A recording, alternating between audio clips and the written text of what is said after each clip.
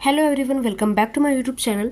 तो दोस्तों, आज के इस वीडियो में हम लोग कवर करने वाले हैं चैप्टर 7 और हमारा चैप्टर का नाम है conservation of plants and animals. So this is a part 7 video. इसके पहले भी मैंने पार्ट 6 तक वीडियो पोस्ट कर रखे हैं, तो वो वीडियो आप लोग ज़रूर देखिए, तब आप लोग को अच्छे से क्लियर होगा, वरना कुछ भी क्लियर नहीं होगा।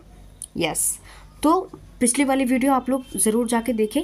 बाकी this is a part 7 video. चलिए देखते हैं हम लोग कहाँ तक पढ़ लिए थे। वाइल्ड लाइफ सेंचुरी तक हो गया था, नेशनल पार्क भी हो गया था। आज हमारा टॉपिक है 7.9 red data book. Okay, so let's start without any wasting a time. तो यहाँ पे दिया रेड डाटा बुक। अब ये क्या है, आखिर रेड डाटा बुक होता क्या है, राइट? तो इसके बारे में हम लोग पूरा समझेंगे। Okay, professor Ahmad explain about red data book to children. अब जो प्रोफेसर अहमद थे, राइट, जो उनके साथ गए थे, तो वो एक्सप्लेन करते हैं रेड डाटा बुक के बारे में। किसको एक्सप्लेन करते हैं? ऑफ कोर्स चिल्ड्रन को एक्सप्लेन करते हैं, right. He tells them that red data book is the search book which keep a record of all the endangered animal and plants. तो रेड डाटा बुक में उसमें क्या होता है कि हम लोग रिकॉर्ड बनाते हैं। किन एनिमल्स का? इंडेंजर्ड एनिमल्स और प्लांट्स का हम लोग क्या करते हैं? रिकॉर्ड बनाते हैं, ठीक है, कि जो आगे जाके क्या हो सकते हैं, ख़त्म हो सकते हैं, राइट। तो उन एनिमल्स का क्या होता है? रिकॉर्ड बनता है रेड डाटा बुक में। सो यहाँ पे ये आप लोग समझ लिए, right. There are different red data books for plants. अब प्लांट्स के लिए भी क्या है, मतलब डिफरेंट तरीके के रेड डाटा बुक्स है, एनिमल्स के लिए भी और फिर अदर स्पेसीज के लिए भी। For further details about red data book you can log on to www.will.government.in primates page. ये यहाँ पे ये दिया है ना कि मतलब ज़्यादा डिटेल अगर आप लोग को पता करना हो तो यहाँ पे आप लोग ये टाइप करके सर्च कर सकते हैं, राइट। तो रेड डाटा बुक आप लोग समझ गए कि जो इंडेंजर्ड एनिमल्स होते हैं तो उन लोग का रिकॉर्ड्स बनाया जाता है रेड डाटा बुक में। ओके, नेक्स्ट है यहाँ पे माइग्रेशन। तो माइग्रेशन हमारा टॉपिक का नाम है 7.10। इसमें हम लोग माइग्रेशन के बारे में पढ़ेंगे कि आखिर माइग्रेशन होता क्या है। The excursion party then enters deeper into the forest under the guidance of Madhav ji, ठीक है। अब जो वहाँ के जो पार्टी वगैरह थे तो वो गाइडेंस के साथ फॉरेस्ट में इंटर करते हैं माधव जी के साथ। They sit near the Tawa reservoir to relax for some time. वो लोग तावा रिजर्वियर में जाते हैं रिलैक्स करने के लिए कुछ टाइम तक। Paheli observe some of the birds near the river. उसके बाद पहेली ऑब्जर्व करती है कुछ बर्ड्स को, कहाँ पे? नियर द रिवर में, मतलब रिवर के पास में। Madhav ji tells the children that this are migratory birds. अब माधव जी उनको बताते हैं कि जो ये बर्ड्स हैं वो क्या है? माइग्रेटरी बर्ड्स हैं। क्या है? Migratory birds. अब यहाँ पे आप लोग ये सोच रहे होगे कि माइग्रेटरी बर्ड्स आखिर होता क्या है, कहाँ गया? हाँ, यहाँ पे माइग्रेटरी बर्ड्स आखिर होता क्या है। This birds have phloem here from other parts of the world. Migratory birds fly to far away areas every year during a particular time because of climatic changes. अब जो माइग्रेशन मतलब ही होता है one place to another place, मतलब move down करना, right, move करना यहाँ से वहाँ, one place to another place, ठीक है। तो यहाँ पे भी वही बोल रहा है कि जो बर्ड्स है तो वो दूसरे पार्ट्स ऑफ द वर्ल्ड से यहाँ पे आते हैं एक पर्टिकुलर टाइम में, ठीक है, because of climatic change. Okay, next है यहाँ पे they fly for laying eggs. वो फ्लाई करते हैं just because of laying eggs. As the weather in their natural habitat becomes very cold and inhospitable, birds who cover long distance to reach another land are known as migratory birds as Paheli learned in class 7। अब यहाँ पे ये बोला जा रहा है कि वो लोग फ्लाई करते हैं लेइंग बर्ड्स, मतलब अंडे देने के लिए, right, as the weather in their natural habitat. जो वहाँ के नेचुरल हैबिटेट होते हैं, जहाँ पे वो रहते हैं हैबिटेट में, तो वो कोल्ड हो जाते हैं, बहुत कोल्ड हो जाता है और इनहॉस्पिटेबल हो जाता है, ठीक है। तो फिर मतलब अंडे कैसे देंगी, राइट। तो इसीलिए उनको क्या करता है, यहाँ से वहाँ उनको ट्रांसफ़र करना पड़ता है, मतलब वो लोग one place to another place जाते हैं, ठीक है, टू रिच, राइट। तो वैसे बर्ड को हम लोग क्या बोलेंगे? माइग्रेटरी बर्ड्स बोलेंगे। ओके, और ये पहेली ने पढ़ लिया क्लास 7 में। ओके, नेक्स्ट टॉपिक है यहाँ पे 7.11 रिसाइकलिंग ऑफ पेपर। अब यहाँ पे टॉपिक से ही आपको लग रहा होगा कि पेपर का हम लोग क्या करेंगे? रिसाइकलिंग करेंगे, मतलब रीयूज़ करेंगे उसका, ठीक है। रिसाइकलिंग मतलब फिर से आगे चलते हैं।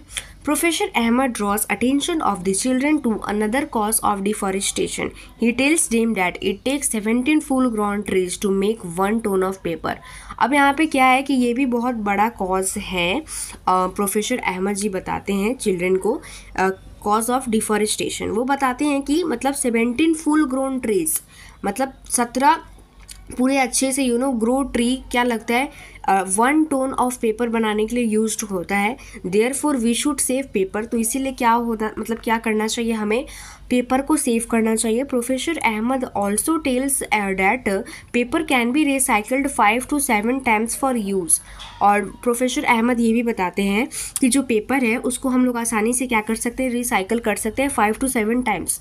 कितने times? 5 to 7 times for a use. If each student save at least 1 sheet of paper in a day, we can save many trees in a year.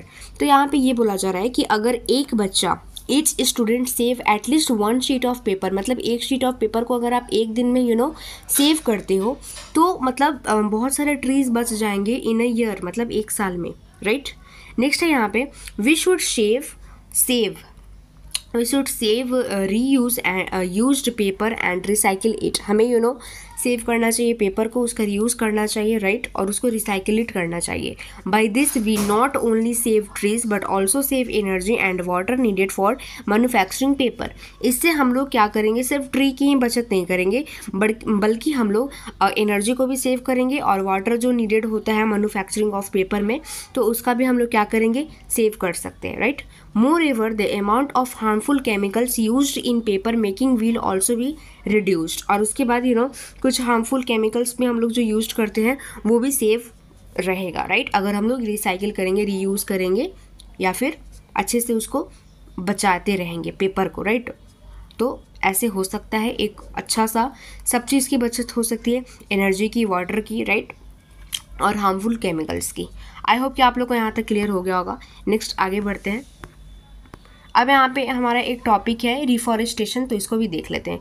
Professor Ahmad suggest that the answer to deforestation is reforestation. अब professor Ahmad ji बताते हैं कि इसका एक ही solution है. वो suggest करते हैं कि डिफॉरेस्टेशन मतलब रिफॉरेस्टेशन, राइट, कि मतलब अगर हम लोग रिफॉरेस्टेशन करेंगे तो ज़्यादा बेटर रहेगा, right. Reforestation is restocking of the destroyed forest. अब यहाँ पे ये है ना कि जैसे कि डिफॉरेस्टेशन हो रहा है, कुछ फॉरेस्ट डिस्ट्रॉय वगैरह हो रहा है, तो हम लोग रिफॉरेस्टेशन कर देंगे तो उसका उसका एक क्या होगा, मतलब कि हमने ठीक है मानो कि हम लोग डिफॉरेस्टेशन किए बट रिफॉरेस्टेशन भी तो कर रहे हैं, राइट. तो destroy forest by planting new trees. The plant trees should generally be of the same species which were found in that forest. We should plant at least as many trees as we cut. हमें उतना तो plant करना ही चाहिए, मतलब जितना हम लोग cut कर रहे हैं उससे थोड़ा सा ज़्यादा हमें क्या करना चाहिए, प्लांटेड करना चाहिए ट्रीज़ को. Reforestation can take place naturally also. और जो रिफॉरेस्टेशन है वो नेचुरली भी प्लेस कर सकता है. If the deforested area is left undisturbed is re itself. अब यहाँ पे ये बोल रहा है कि जैसे कि हमने डिफॉरेस्टेशन किया और उसको लेफ्ट कर दिया अनडिस्टर्ब, राइट, तो फिर वो क्या होगा, एक समय तक वो री इस्टेब्लिश्ड भी हो सकता है इटसेल्फ.